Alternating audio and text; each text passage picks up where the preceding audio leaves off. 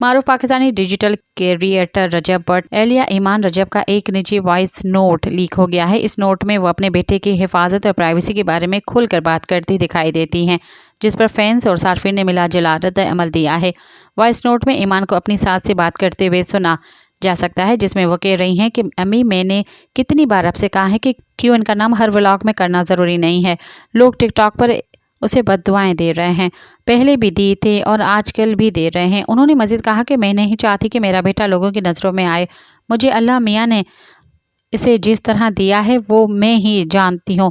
जिस तरह वो पैदा हुआ है और उसको जो हालत थी उसे अल्लाह ने ही बचाया है। उन्होंने रोते हुए कहा कि न मेरे साथ जुल्म करें, न मेरे बच्चे के साथ जुल्म करें। आइंदा केवान का नाम व्लॉग में ना आए, ये आपकी ज़िम्मेदारी है और आपको ही उसे रोकना है।